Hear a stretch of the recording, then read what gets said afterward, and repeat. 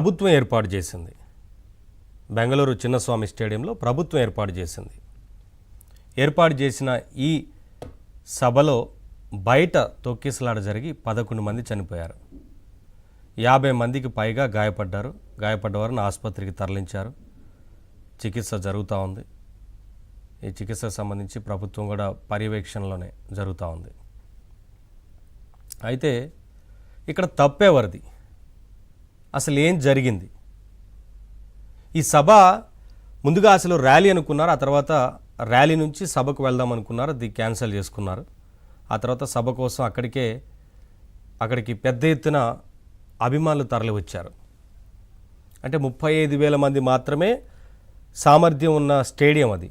35,000 మంది సామర్థ్యం ఉన్న స్టేడియం వద్దకి వెలుపల దాదాపుగా 3 లక్షల మందికి పైగా వచ్చినట్లుగా అంచనా వేస్తున్నారు. అప్పుడే విజయం సాధించింది ఆర్సీబీ. అందరికీ తెలుసు. ఇటువంటి ఓపెన్ స్టేట్మెంట్ ఇస్తే ఏదైనా సభ జరుగుతోంది, అందరికీ అనుమతి ఉంటుంది రండి అని ఓపెన్ స్టేట్మెంట్ ఇస్తే లక్షలాదిగా తరలి వస్తారని ఒక అంచనా ఉంది.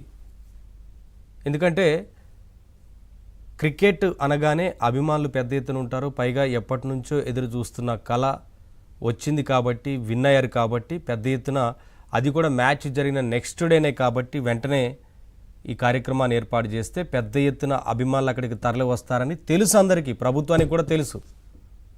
కానీ ఆ ఓపెన్ స్టేట్మెంట్ ప్రభుత్వం ఇవ్వడం, 35,000 సామర్థ్యం ఉన్న వద్దకు, ఆ స్టేడియం వద్దకు 3 లక్షల మందికి పైగా రావడం, తొక్కిసలాట జరగడం, ఈ తొక్కిసలాటలో 11 మంది మరణించారు.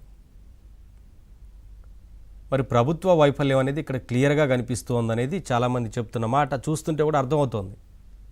35,000 మందికి సామర్థ్యం అంతే ఉన్నప్పుడు క్రికెట్ మ్యాచ్లు జరుగుతున్న సందర్భంలో ఎక్కడ ఏం తప్పిదం జరగలేదు. క్రికెట్ జరుగుతున్నప్పుడు 35,000 మంది హాజరవుతున్నారు, మ్యాచ్ అయిపోతుంది, తిరిగి వెళ్ళిపోతున్నారు, అంతా బాగానే ఉంది కదా.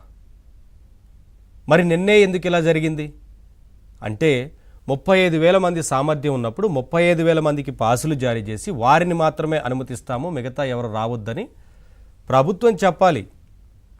లేదు వస్తున్నారు మరంటే దానికి తగిన ఏర్పాట్లు చేసుకోవడానికి ప్రభుత్వం సిద్ధంగా ఉండాలి.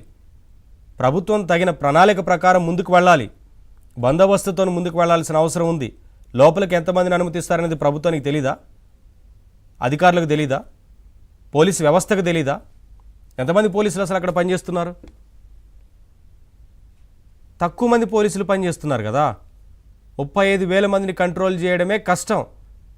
35,000 మందిని కంట్రోల్ చేయగలిగే పోలీసులే అక్కడ ఉన్నారు, అంతమంది కూడా లేరు. కానీ 3 లక్షల మంది అక్కడికి వచ్చారు. ఖచ్చితంగా ఇటువంటి ఈవెంట్ జరుగుతున్నప్పుడు అంతమంది వస్తారని ప్రభుత్వానికి ఒక సమాచారం ఉంటుంది. నిఘా వ్యవస్థ ఎక్కడ ఫెయిల్ అయింది? ఇలా అనేక ప్రశ్నలు ఉన్నాయి ఇవాళ ప్రభుత్వం మీద. ఇది అక్కడ జరిగిన ఫెయిల్యూర్ అనేది చాలా క్లియర్గా కనిపిస్తూ ఉంది ఒక సైడ్. తర్వాత మనం కూడా ఆలోచించాలి అందరం. అభిమానం అంటే ఎంతవరకు ఉండాలి? మనం మ్యాచ్లు చూస్తున్నప్పుడు 35,000 మందికి టికెట్లు ఉంటే 35,000 మంది వెళ్తారు. మిగిలిన వాళ్ళు ఏం చేస్తున్నారు? ఇళ్లలో కూర్చొని మ్యాచ్లు చూస్తున్నాం మనం. 35,000 మంది ఉంటే 35,000 మందికి టికెట్లు వస్తాయి, వారు వెళ్తారు. 40,000 మంది ఉంటే 40,000 మంది వెళ్తారు. మిగతా వారు ఏం చేయాలి? ఇళ్లలో కూర్చొని మ్యాచ్లు చూస్తున్నాం కదా. ఈ సంబరాలు కూడా, ఈ విజయోత్సవ సభ, సన్మాన సభలు కూడా ఆడ 35,000 మంది సామర్థ్యం ఉందని తెలిసినప్పుడు ప్రభుత్వం ఇక్కడ పాసులు జారీ చేయాల్సింది 35,000 మందికి, 35,000 మందినే రావాలని చెప్పి పిలుపునివ్వాలి. మన సైడ్ మనం ఆలోచించాల్సింది కూడా, మనం ఇంట్లో కూర్చొని కూడా చూడొచ్చు లైవ్ ద్వారా. ఈ సభా కార్యక్రమం దగ్గరికే వెళ్లాల్సిందే అనే అవసరం ఏం లేదు. ఎక్కడ కూర్చొనైనా చూడొచ్చు. అది మనం కూడా ఆలోచించాలి. ఉదాహరణకు చాలా సందర్భాల్లో ఇటువంటి తొక్కిసలాట్లు జరుగుతున్నాయి. తొక్కిసలాట్లు ఎన్ని జరిగినా సరే మనం ఆలోచించట్లేదు. చాలామంది అత్యుత్సాహం ప్రదర్శిస్తున్న సందర్భాలు కనిపిస్తున్నాయి. ఇక్కడ ప్రభుత్వం తప్పుంది, ప్రభుత్వం తప్పు ఉంది. మనం కూడా ఆలోచించాలంటున్నాం. ఎందుకంటే గత అనుభవాలు ఏం చెప్తున్నాయి? చాలా సందర్భాల్లో తొక్కిసలాట్లు జరుగుతున్న సందర్భంలో గత అనుభవాలు ఏం చెప్తున్నాయి అనేది ప్రతి ఒక్కరు కూడా ఆలోచించాలి. పైగా చిన్నపిల్లల్ని తీసుకొని వెళ్తున్నారు తల్లిదండ్రులు. తల్లిదండ్రులు ఏం ఆలోచించాలి? చిన్నపిల్లలు కాస్త కింద పడితే సొమ్మసిల్లిపోతారు, ఊపిరి ఆడదు, చాలా ఇబ్బందులు పడతారనేది ఆలోచించట్లేదు తల్లిదండ్రులు ఎందుకు ఆలోచించట్లేదు? నిన్న జరిగిన ఘటనలో చిన్నపిల్లల్ని పోలీసులు అక్కడ ఎత్తుకొని వెళ్తున్న సందర్భాన్ని మనం చూసాము. గతంలో కూడా చాలా సందర్భాల్లో జరిగాయి ఇటువంటి ఘటనలు. అయినా చిన్నపిల్లల్ని తీసుకొని వెళ్తున్నారు. అక్కడ పరిస్థితుల్లో ఒక అంచనా వేసుకోవాలి కదా. ఈ మ్యాచ్ జరిగింది, మ్యాచ్ తర్వాత పెద్ద ఎత్తున క్రౌడ్ అక్కడికి వస్తే తొక్కిసలాట్లు జరిగే ప్రమాదం ఉంటుందేమో, దాని పరిస్థితులు ఎలా ఉంటాయి, మరి ప్రభుత్వం తగిన ఏర్పాట్లు చేసిందా, ప్రణాళిక ప్రకారం వెళ్ళిందా, అంత క్రౌడ్ని కంట్రోల్ చేసే ఆ సామర్థ్యం ఉందా, ఆ పోలీసు వ్యవస్థ అలా పనిచేసేందుకు వారికి అంత సామర్థ్యం ఉందా, గత అనుభవాలు ఏం చెప్తున్నాయి, ఇవన్నీ అంచనా వేసుకోవాలి. ఒక ఈవెంట్ జరుగుతుందంటే అక్కడికి వెళ్లే ముందు ఇవన్నీ అంచనా వేసుకున్న తర్వాత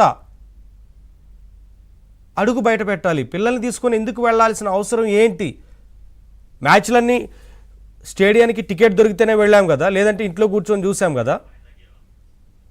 కానీ దగ్గరగా చూస్తేనే ఏమొస్తుంది అనేది తల్లిదండ్రులు ఆలోచించాలి. పిల్లల విషయంలో జాగ్రత్తలు తీసుకోవాల్సిన అవసరం ఉంది.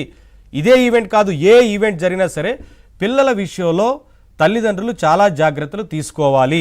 బయటికి వెళ్లే ముందు ఇటువంటి విషయాల్లో ఆలోచించాలి 1-2 సార్లు. అక్కడ పరిస్థితులను అంచనా వేయగలగాలి. మరి ఎందుకు వేయలేకపోతున్నారు? ఎన్ని సందర్భాల్లో ఎన్ని చోట్ల తొక్కిసలాట్లు జరగట్లేదు, ఎన్ని చోట్ల మరణాలు జరుగుతున్నప్పుడు మరి ఎందుకు ఆలోచించట్లేదు తల్లిదండ్రులు? ఆలోచించాలంటున్నాం. ఇప్పుడు ప్రభుత్వాల విషయానికి వస్తే ఎన్ని ఘటనలు జరిగినా ప్రభుత్వాల్లో కూడా మార్పులు రావట్లేదు. ఎన్ని ఘటనలు జరగట్లేదు. ప్రతి సందర్భంలో మేము విచారిస్తాము, నివేదిక సమర్పిస్తాము, ఆ నివేదిక వచ్చిన తర్వాత చర్యలు తీసుకుంటాం. ఇదేనా ప్రభుత్వాలు చెప్పాల్సింది? అరే గత అనుభవాలు ఏం చెప్తున్నాయి? ఎన్ని జరుగుతున్నాయి? ఎన్ని జరిగినా కూడా ప్రభుత్వాలు ఎందుకు ఆలోచించట్లేదు? తగిన ఏర్పాట్లు చేయాలి, ప్రణాళికతో ముందుకు వెళ్ళాలి. ఇవన్నీ అవసరం కదా.